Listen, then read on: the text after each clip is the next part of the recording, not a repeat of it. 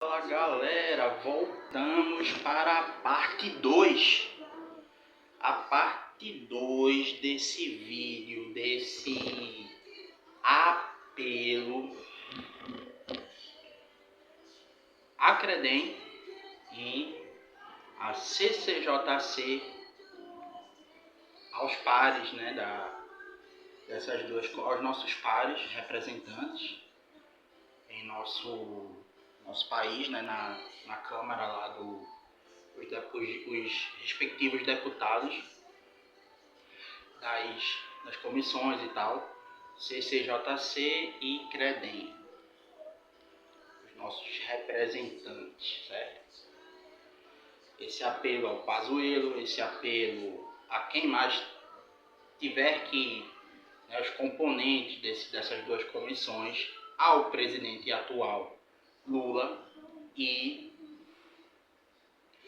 ao nosso ministro da Defesa José Múcio, o atual, se não já mudou, né? Acho que é o atual ainda, que estamos, como em qualquer governo,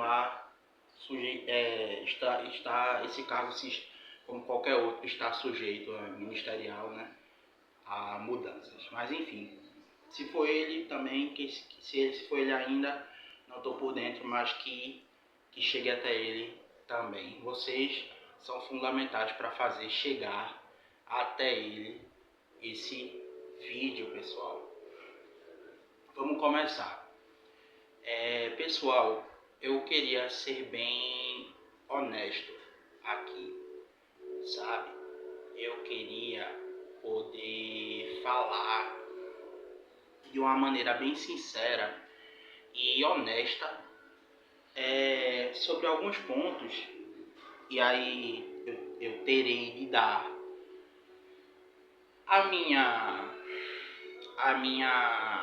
o meu relato, né, acerca de a minha experiência, a minha forma de ver, de uma forma até digna, muito digna e justa e honesta e sincera e transparente e clara, a minha visão acerca de uma possibilidade, uma luz que seria no fim do túnel de mudança nessa forma, para tantos jovens e inclusive para mim, que estou em idade militar ainda. Sabemos que essa idade militar é dos 18 aos 35, aos 45, eu acho, aos 45 e eu não creio, e é uma das razões para eu estar aqui, que seja essa idade militar dos jovens seja amplamente aproveitada no nosso país, Brasil. Então vamos lá. Para falar de início, eu creio que tenha que se construir uma relação, uma relação assim, um elo, né, entre três questões do nosso país que devem a nossa atenção, certo? Seria o assunto de desigualdade. É muito desigual o nosso país. O nosso país, muitas vezes, pessoas que são de recursos e dispõem de recursos de forma totalmente diferente, distinta uma da outra, mas que moram muitas vezes em um mesmo bairro, em uma mesma rua, se for até para ver, se for mais a fundo, em uma mesma rua, por exemplo, não só num bairro, não só numa cidade, não só num estado, que digamos que é natural, mas numa rua é muito complexo essa interação pela desigualdade. A questão da competição social, e eu diria até que essa competição é até uma coisa, eu não me abala muito, porque eu diria que essa competição, dependendo dos nichos a que se refere, é bem positiva. A questão do fair play, a questão assim, eu que joguei muito futebol a minha adolescência inteira, apesar de ter lidado com pessoas difíceis muitas vezes e que não gostavam de ceder, de perder, de sentir o gosto, só queriam sentir o gosto da vitória e nunca o da derrota. Mas a competição futebolística, a questão do atleta, a questão do esporte, o esporte, né? Ele te fornece muito fair play, ele te fornece muitos aprendizados, né? Pelo menos se não na prática, se você que praticou esse esporte ou qualquer outro não sentiu isso assim, você praticou e viveu isso da forma mais não ideal, né? Assim, o esporte falhou com você, né? E aí a competição, mas aí não a do esporte, sim a da social, a competição social e a hierarquia. A outra questão, o terceiro ponto seria de reflexão, a hierarquia. E hoje em dia muito se fala, e aí gostaria de falar, né, muito se fala, Pazuello, da hierarquia hoje em dia. E aí, não, da hierarquia não, a hierarquia está aqui no terceiro ponto, mas muito se fala hoje em dia da meritocracia. Em um país que tem muito essa questão da desigualdade, que tem muito essa deficiência de infraestrutura, que tem muito essa deficiência de incentivo, que tem muito essa deficiência de uma base sólida, um pilar sólido, um incentivo à pesquisa, um incentivo a dispor meios, propor meios para a sociedade, para a questão social, ter condições de chegar em idade, não só idade militar, mas se for idade militar, consequentemente, idade adulta também, né, que é esse intervalo dos 18 aos 45 anos, não só em idade militar, para os designados postos da nossa defesa e manutenção bélica, de poderio, e de pessoal, e de guarnição, e de pelotão, e de grupamento, e etc., como também meios civis, né, de aquecer mercado de trabalho, com formação e etc. E aí essa questão, muito se fala hoje em dia sobre meritocracia. A meritocracia existe nessa sociedade que a competição, eu diria que vive mais na cabeça do indivíduo, porque ele não quer perder, ele quer dar o melhor, ele não quer ficar para trás. Já há um peso muito grande, porque é como eu costumei dizer por muitos anos, existem certas guerras que pessoas que são determinadas e que sabem o que querem na vida têm de enfrentar, e isso é de praxe, é o mínimo. A pessoa cedo ou tarde vai enfrentar, que é a questão de guerras individuais que a pessoa vai ter que travar, vai ter que escolher travar, e as que não quiser não vai escolher travar.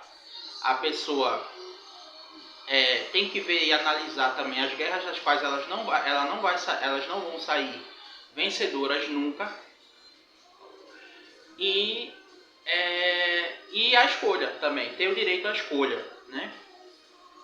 E a outra guerra a qual muitas vezes a gente está incumbido, cedo ou tarde, para além dessa burocracia estatal que é o processo de alistamento atual, há um problema que seria o de estar e conviver com a margem da sociedade bem ao lado, bem na vizinhança, assim, bem ao lado mesmo, bem aqui no cangote, sabe?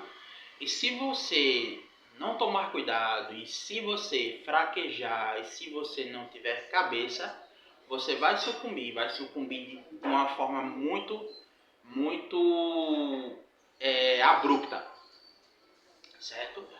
Meritocracia, ela existe? Então, assim, a minha opinião é que ela tem eu diria assim, que eu não diria que ela não existe de todo, mas a meritocracia ela só é capaz de existir, ela é uma ideação, ela é uma ideia, é uma coisa positiva, assim, da parte da filosofia da meritocracia, da conjectura da meritocracia, da reflexão que ela nos traz, que ela nos convida, mas ela é como várias pessoas já disseram que na internet e em outros veículos, que a meritocracia só é de fato uma meritocracia quando as pessoas de uma sociedade, de uma nação, partem do mesmo ponto. Aí vai haver, obviamente, uma meritocracia. Enquanto houver a desigualdade, que é o primeiro item do que eu separei aqui, não vai haver meritocracia de forma alguma. E aí a competição, seguido da competição, que é natural, e a própria hierarquia social, certo? Social e militar, etc. E a competição, eu diria até dos estados de anomia. Se vocês não sabem o que é estado de anomia, dá uma pesquisada aí e vai valer a pena, garanto. Portanto, assim, eu fiquei, Pazuello, decepcionado com o seu parecer. Você que foi o designado relator do PL 06 de 2023. Eu esperava mais, mas já com seu parecer, eu gostaria de apelar diretamente aqui à CCJC e ao debate deliberativo na comissão da CREDEM, que ainda está marcada para haver, e que isso fosse levado em consideração. Tudo isso que eu estou falando aqui, eu já vou falar o porquê eu devo ser ouvido em relação a isso, sabe? E eu sei que está pronta para a pauta essa deliberação, certo? E essa é a primeira parte. E agora, pessoal, a segunda parte, que é passível, é cabível uma reflexão. Sabemos que em nosso passado recente houve a criação, a brilhante criação do Pix, certo? E essa resolução no sistema de crédito, essa resolução que teve efeito, acho que eu diria até imediato, pelo número de transações feitas anualmente desde sua criação no nosso país, que foi o Pix, sem taxação e etc.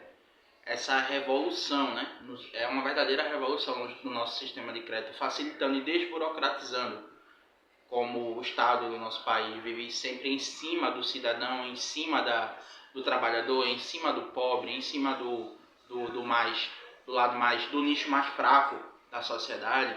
Isso foi uma grande,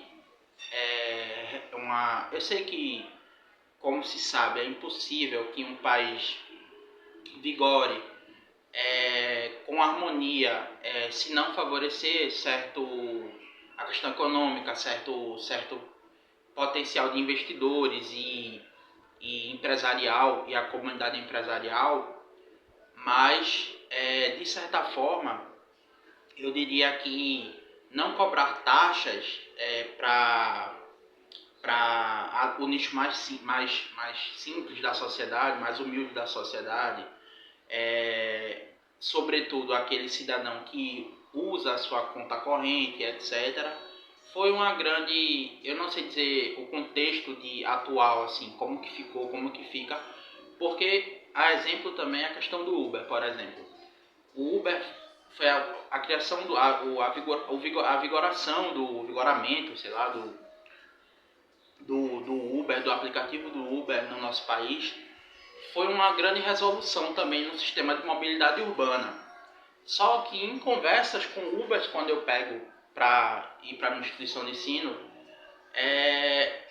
eu descubro com eles que através deles, diretamente, que vivem essa realidade, eu descubro com eles que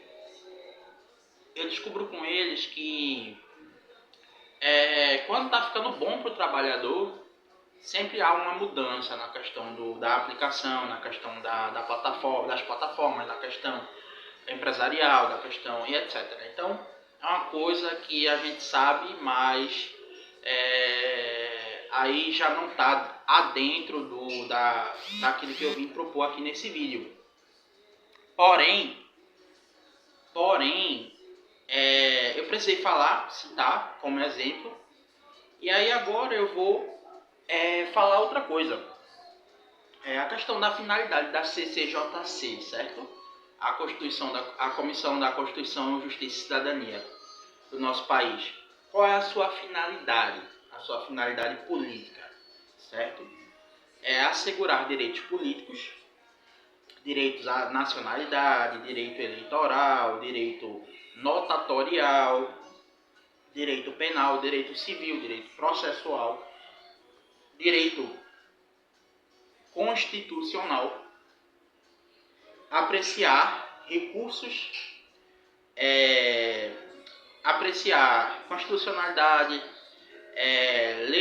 legibilidade, juridicidade, regimentalidade, técnico, administrativa e a questão de PECs, certo? PECs. Não lembro agora o significado da sigla do PEC, mas eu sei que são projetos também projetos de emenda constitucional, PECs.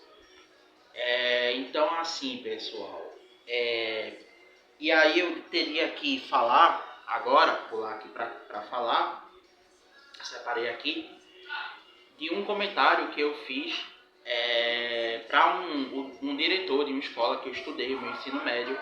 Viramos grandes amigos com o tempo e até hoje somos, e mesmo que à distância, mas a gente também se fala sempre que dá. E eu falei assim para ele, pessoal, na maior honestidade, num vídeo que ele compartilhou no Facebook lá dele. Eu botei obrigado acerca da comunidade ao redor a qual a minha escola do ensino médio, a EREM, né, Mardônio Coelho, estava inserida. Eu falei obrigado por mostrar um lado tão importante da história dessa comunidade Bomba do Emetério, mesmo que num trecho de uma reportagem tão curtinha. Comunidade, bairro essa, né, que é tão próxima, adjacente àquela a qual eu resido, diretor. Isso só mostra seu olhar atento e operante aos chagas existenciais e conflitantes da realidade que enfrenta ou enfrentava de forma atemporal os alunos dessa amada escola, hoje EREM, que o Senhor gere tão bem e que eu admiro tanto por isso. Eu fui para o Mardônio no primeiro ano do meu ensino médio, em 2017, e ganhei um pai, um tio e um avô, tudo na mesma pessoa, chamada José Rinaldo. Muito obrigado por toda a atenção, consideração e amor de sempre com todos os seus, aqueles os quais que o Senhor jamais abandona ou abandonou nessa vida. Valeu! Então, assim, eu falei isso e eu teria que ir também. Eu estou falando tudo isso, mas eu vou falar já a razão pela qual eu estou falando tudo isso, certo, pessoal? Agora a terceira parte, pessoal. Esse ano eu realizei o primeiro dia do Enem, eu não fui para o segundo. Achei que pela metade das questões que eu tinha acertado nas duas disciplinas do primeiro dia, humanas e linguagens, eu acho que eu não estava satisfeito com o meu desempenho. Foi a metade, 50% das 90 questões. E eu conferi o gabarito oficial e etc. Mas eu cheguei a fazer a redação, trouxe o caderno para casa e estou aqui para ler agora a minha redação do tema de 2024 para 2025 do Enem desse ano, né? Da minha redação. Abre aspas, os países em todo o globo, impulsionados pelo fenômeno de globalização, que levou, não em sua totalidade mundial, mas que promove e integra vozes, vivências e um contínuo diálogo multilateral sem precedentes em todos os séculos, por todo o mundo, integrando comunidades e vidas esquecidas situadas às margens, parcelas de um nicho social esquecido, assim promovendo uma verdadeira disseminação de culturas, chagas inerentes, bem como lutas e desafios.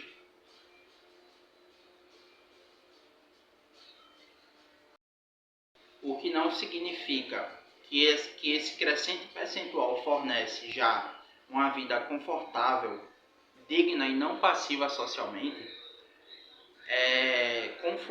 como fundamentado por Emily Durkheim, através de fases do método científico, como a observação empírica, os contatos sociais humanos são classificados em primários e secundários.